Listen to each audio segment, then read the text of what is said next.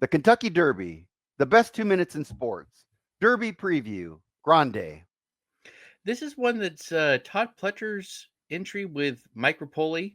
He won it pretty easily in his maiden debut back in January. Came back and ran an allowance race going a mile and an eighth at Gulfstream Park as well, and won that one pretty easily. And you and I were both like, "All right, he looks okay, but he didn't really beat anything, and he wasn't running real great." And then he went up to the Wood Memorial, which was the easier of the preps, and ran a very credible second. So I don't know how good of a horse this one really is. He's got the breeding of a Curlin on top with Warfront on the bottom. He's got the names of Rapoli and Pletcher as a connection. So he definitely fits and checks a lot of the boxes of what you'd want to see from a Derby horse. He just hasn't really ran as fast as you'd want from a Derby horse. So I think the lightly raced, he's coming in here on his fourth race. He's got some potential. And if you get a price on him, which is where I think the big drawback's going to be, I think he's a playable, but I think he's going to be in that 15-1 morning line. Probably drifts up from there. I think he'll end up going off closer to 20. So he's got some pluses. How about that? Yeah, we're kind of on the same page. So this Curlin colt is lightly raced, and that's a big deal for me.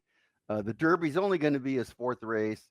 You do get Johnny V. He's back on board this time after a nice second to Rodriguez in the Wood Memorial. If I went on numbers alone, I'd say this one isn't good enough to be in the top four, but the Pletcher, Velasquez, Rapoli, that usually draws some type of attention in big races. So that makes me a little weary.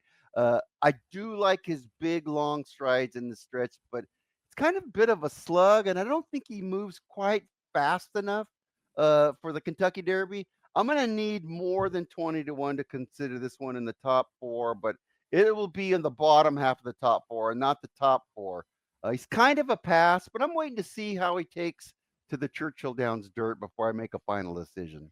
Yeah, and that would be the one other thing that's interesting is that he had three workouts between his allowance and his wood second place running. And he was only going to have one workout between the wood and the derby. So he's just a little bit weird for Pletcher, who normally likes to work the horses and give him a little bit of a break with some workouts in there. So yeah, I'm kind of with you.